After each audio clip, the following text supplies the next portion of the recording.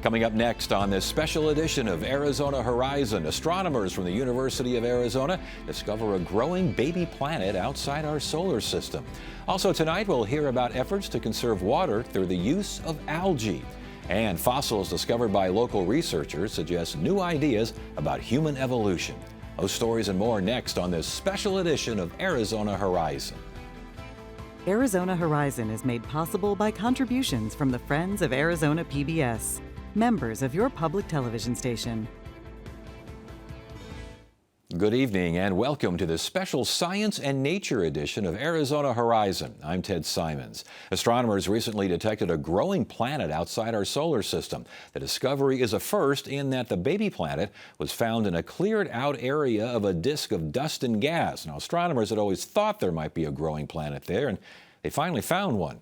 We learned more from the University of Arizona astronomer Laird Close. Good to have you here. Welcome to Arizona Horizon. Thanks, Ted. I just love this kind of stuff. Okay, so this is the first time a growing planet was found outside our solar system in this fashion, or the first time a planet was found, period? All right, so to be clear, we have found, I don't know, about 6,000 planets outside of our solar system. So, but what's special about this is we almost know nothing about how planets form. And so we know that there are baby planets out there. We know that there are planets that are growing because after all, they get big like Jupiter. But we've never really seen that process of how a Jupiter-like planet is formed, like a big gas giant. So what's so excited about this discovery is that we've actually been able to discover a planet, take a picture of it, no less, actually growing. And we can see material falling onto the planet. And when that material, it's gases like hydrogen and helium, it falls onto the planet. And like, as everybody probably at home knows, when something falls through the atmosphere and lands on a planet, it gets hot. And so we can actually see this heat that's being generated by this process of like literally waterfalls of gas from outer space falling onto the surface of this baby planet, and it starts to grow. Maybe people can see this at home. What are we looking at here? Right. So this is this amazing system, and I've been looking for this for 15 years and never found anything quite like this. No one's ever seen anything quite like this. So it's very exciting. So you see a star in the center, right? Yes. That kind of looks like a star, and then you see a ring around it. It looks a little bit like Saturn's ring, but here you can see this white ring that's around a star. So right away, that's an interesting looking young star. It's got a big ring of dust and gas. And then you see this purple dot kind of to the bottom there. That's the planet. That's Wisbit 2b. That's the name of the planet. And that's a very special planet because you can see it's kind of a purpley color. Yes. And that's because it's glowing from that heat of material falling onto its surface. And that's a very unusual thing to see. And even more unusual, again, it just gets better and better. There's sort of a bunch of rings, and it's sitting right in sort of a dark gap between, there's a fainter ring, but it's down there to the bottom. And then there's that very bright ring. Yes. Right in between the rings is the planet. And that planet is working really hard to keep that ring dark and cleared of dust and gas. I saw that in the story about this. I saw where it's kind of compared to clearing snow out. Something is being cleared out to allow this little baby planet to become a big planet. That's right. I mean, the planet itself is pretty effective at clearing that area. So it's scattering out the dust. It's getting rid of any other planetesimals. It's accreting the gas. We thought that this is how these sort of things would work, but we've never been actually able to find a planet in one of these dark rings. And I suspect we're going to find more. It's tricky stuff. You need a really fancy camera to be able to take a picture like this. I want to ask on how it was filmed, but I think we have another graphic here, and I want to take a look at this and find out what holy smokes, what are we looking at here? Okay, well, now this is an artist's illustration. Okay, the other image was a legit photograph. The real deal, yeah. But this is an artist's illustration of what might be going on that planet. And what you're kind of seeing here is you're seeing this gas and dust. It's falling on to the planet itself. Astronomers like to call it accreting. So it's accreting hydrogen and helium, and it gets really hot. And so it sort of you see it's white hot, and it's emitting a bunch of different colors of light. One of them is a very special color called H alpha, and that's where we were able to find it. And because we can see this bright light coming from the planet at this very special wavelength, we know that it's from material falling onto the planet itself. And it looks like it's within that ring. It's centered in there, but I'm also seeing a ring on the outer edges there. Yeah, so this is there's a lot going on here. So this planet, it's so young that it has its own little ring, which you couldn't see in my photograph. Yeah. Because believe it or not, all of that, this whole image that we're seeing here would all be inside 1 pixel of my photograph. Wow. So it's all, this is an artist's illustration of what would happen if you looked at it with a really big telescope, much bigger than we have. But it tells you sort of the concept, the astrophysics of what's probably going on. And we have real evidence that this planet really is accreting this material onto it. It's growing. It's a baby planet, and it's growing. And this suggests to us, to you, that this is maybe how our solar system developed. That is why I'm so interested in these things, because of course we don't know how our solar system formed. This solar system is 5,000 times younger than our solar system, but it might look a lot like what our solar system looked like when our solar system was just 5 million years old. Our solar system's about 4.55 billion years old. So if you go back 1,000 times in time, our solar system might have looked a bit like this, and Jupiter might have looked a lot like Wispit 2b. But we're kind of running out of time, so we can't get too deep on how it was found. But my question is, not so much how it was found, but when you found this, does that mean now you can find others? Yes, it's very exciting. So we're like, oh, yes, it's all working. It's a camera that was completely developed here in Arizona, and at the University of Arizona, and it's an amazing camera. It's about the size of a small car. It's very fancy. I just want to, it's sort of a little silly, but it has the ability to see the difference between 2 dimes that I'm holding up here if I was looking at it from Tucson. Okay, you know how far away Tucson is? Yes, my goodness. 120 miles away, it can actually determine whether I'm holding up 2 dimes or 1 dime. And that's the power. It's a 20 milliarc second imaging camera. So it's the sharpest imaging camera that we have. Well, Laird Close, U of A astronomer, that's a little freaking me out there a little bit with that thing. But great information, very exciting. This is really good stuff. Thanks so much for sharing this. We really appreciate it. Oh, it's great to be on. Arizona PBS would like to recognize all of our dedicated Legacy Society members. These are individuals who have generously included Arizona PBS in their estate planning. We are so grateful these loyal viewers chose to make the future of Arizona PBS a part of their lasting legacy. Thank you. To learn how you can join the Legacy Society, please call Robin Duda at 602-496-3614.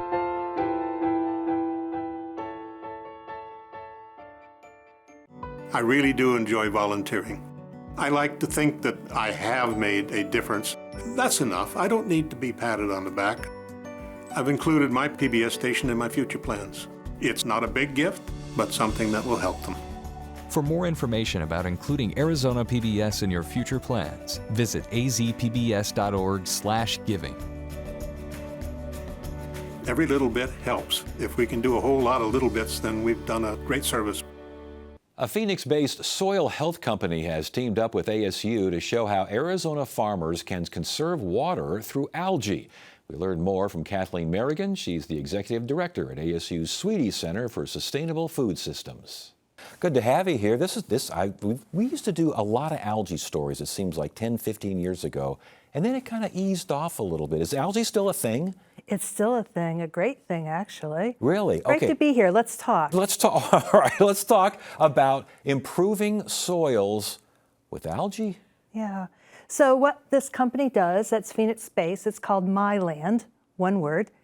They extract live native microalgae from a farmer's field, and then they take a close look at it and they figure out what the best strains are. They boost it in a proprietary way, but sort of fermentation, and then they pump it back through the irrigation system that the farmer already has in place to enhance soil quality. How does it enhance soil quality? So algae is a biostimulant. There are a lot of biostimulants out there. And farmers are understandably wary because they're all promoted. You know, this is the greatest thing since the beginning of time. And so I actually came across this company when I was working for a venture capital firm based in Europe. And I thought it was very exciting, but the partners at the firm were somewhat skeptical because there was not enough third-party data to support the company's claims. So that was the genesis of this ASU partnership with Myland. Okay, so we're talking better water efficiency, we're talking better water conservation, we're talking the whole 9 yards here. Well, microalgae, live microalgae, as Myland puts it into a farmer's system, can do a lot of things, including increasing water holding capacity.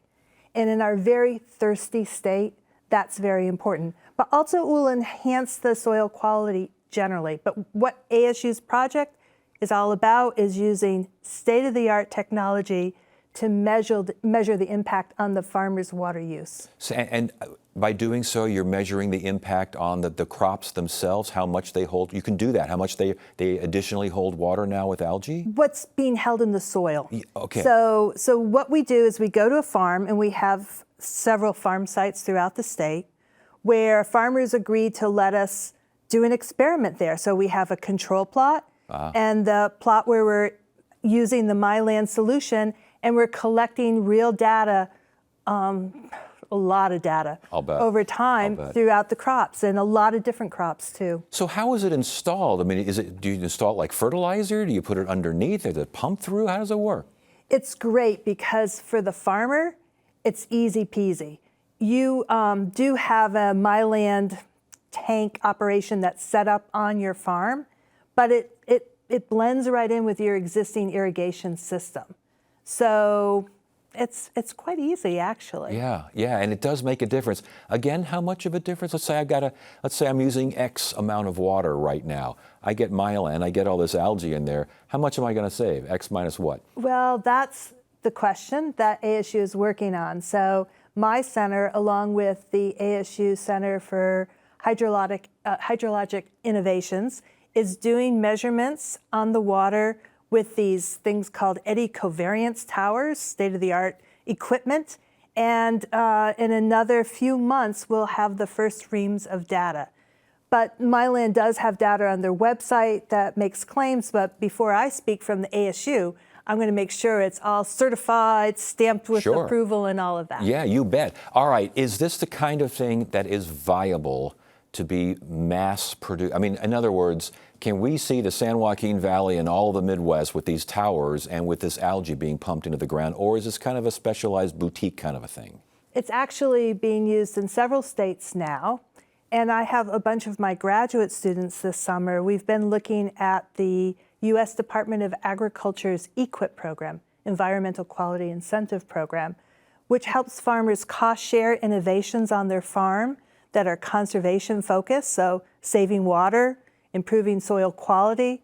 That potentially could qualify for EQIP. And if it does, then farmers might get as much as 50 to 90% cost share when they implement the technology. So that's a part of our project too. Last question before you go, real quickly. The quality of the crop, is it as good as it is before? I guess more algae shouldn't make that much difference, should it? More algae should make a better crop. It should make a better crop. Better tasting, taller, stronger? Well, taste is a little subjective, but certainly it will contribute hopefully to yields, but certainly in terms of the resilience in these harsh climates that we face in our climate-stressed world. Yeah, well, it's very encouraging. Kathleen Merrigan, again, the Sweetie Center for Sustainable Food System. This sounds like a sustainable food system, and then some. Thanks for sharing. We appreciate the information. Thanks for having me.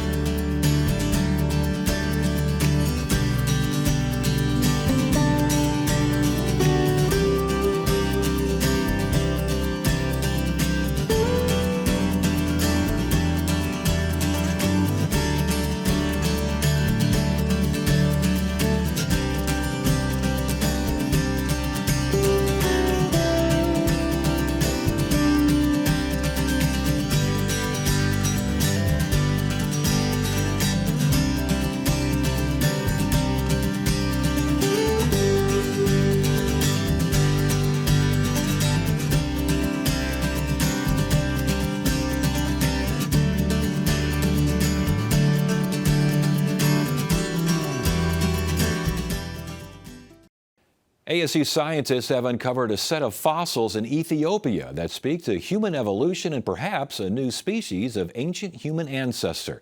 We spoke to ASU geologist Christopher Camposano about the discovery.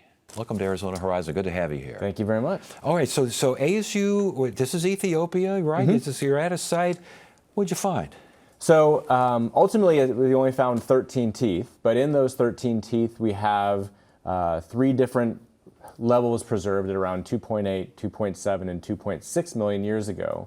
And what it shows is that at 2.6 and 2.8, we have members of our genus Homo, and unsuspectingly or surprisingly, at 2.7 million years old, you have something called Australopithecus, which is something more aligned with what you see at around 3 million years or so in this region. Interesting. How do you know? You got these dates pretty close. I mean, pretty close. I mean, 2.6. But I mean, how do you know? So a really cool thing about working in East Africa is it's a active rifting environment with lots of volcanoes, and they've been volcanoes there for millions of years. And when they erupt, the ash that they deposit includes a mineral called feldspar that we can use to date. So the argon-argon dating or potassium-argon dating, radiometric dating, we can date those ash horizons, and we have multiple of them in our sequence so that we can say, well, this fossil is between this date, and this fossil is between here and here, and so you can use them to set up a chronostratigraphic framework, if you will. So How a sequence of dates that you can insert your fossils in between. So basically, you work around and can figure that out. Yeah, so in fact, we knew most of the dates of the fossils before we even found them. Yeah, We knew the age of the sequence, and that's why we were surveying there, because it's sort of an important time period. We just saw Lucy. Where does Lucy fit into all this? So Lucy is found about maybe 50 miles away, 30 miles away from where we found these new specimens. And Lucy exists in the Afar, this region of Ethiopia, from about 3.8 to about 3.0 million years old. Wow. A million years away. And so there's this gap that we had, and from about 3 million to 2.5 million. And we started filling that in about 10 years ago with, again, this material we call early Homo, so our genus Homo. And this additional material shows that, potentially this Australopithecus lineage, it could be related to Lucy somehow. We don't know. It's still not enough to tell. There's only 9 teeth that we have of this. That there's another critter on the landscape. So it goes from this sort of big gap for 500,000 years to now 2 species on the same landscape. Is that why you were surprised? A little bit, yeah. I mean, it's a time period that's not well preserved, and hominin fossils, as we call them, are very rare on the landscape. So it takes a lot of time till you come across them.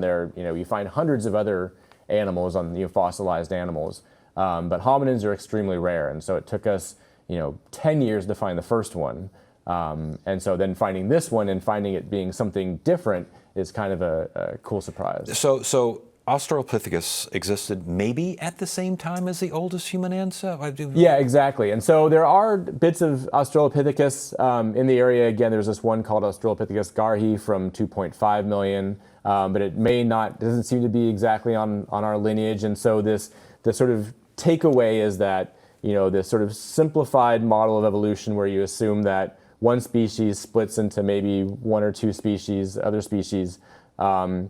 It's not so much a family tree as it is a family bush, if you will. So all of a sudden now you have, if you look at East Africa, you have 4 different early human taxa or early human species running around the landscape. It doesn't sound very linear to me. Does that make it more difficult to figure things out? Yeah, it does make it more difficult, especially when you only have a small sample size, like again, 9 teeth, but not enough to even really characterize it into a new species. It doesn't look like Lucy's species. It doesn't look like other things that we know at that time. So we didn't name it, but we didn't group it into something that exists already. And so it creates a challenge because you have little tiny pieces of a puzzle, but it makes it that much more exciting because you know that there's still more out there to find. Could they have coexisted? I mean, is this the kind of thing, could it possibly have happened? Just you stay over here, I'll stay over here, that kind of stuff? Yeah, it's tough to say because, we have sort of the early Homo, Australopithecus, early Homo, so we know that they overlapped broadly in time and space. Yeah. It's tough to say whether they, waved to each other as they walked around during the day or not. But it's possible. It's you can't really say one way or the other. So, but in any way, just looking at this and this discovery, what does it say about human evolution? I think it tells us that there's still a lot more to find. And this is sort of the case with discovery-driven science in general, whether it's dealing with dinosaurs or early humans, right? It's getting people into the field, boots on the ground. The more time you're looking for things, the more things you're going to find. It may take a long time. It might only be a handful of teeth, but every discovery sort of becomes important. Well, you said more needs to be found. Can more be found at this particular site? Can more be found in this general area? Oh, for sure. I mean, are the sites being taken up, is I guess my question. I mean, the sites are we've carved up the landscape pretty good amongst different research groups. But every year, right, you have rain and wind eroding the landscapes, and you go back out and you find new things every year. So the sediments are sort of renewing with fossils, and so like I said, we found one fossil important fossil in 10 years, and it took us a while to find the other one. So it's just probably a matter of time. Yeah, and I imagine a lot of questions you still want answered as well. Exactly. Yeah, we definitely want more. We want to know what this thing was like. Right now, we know what its teeth looked like. We want to know, what was its skull like? How did it move around the landscape? What did it eat? Those sorts of things. So this is sort of a little teaser. Chris Campusano, great stuff, ASU geologist. Thanks for sharing the story. It's no good problem. stuff. Thank you for having us. And that is it for now. I'm Ted Simons. Thank you so much for joining us on this special edition of Arizona Horizon. You have a great evening.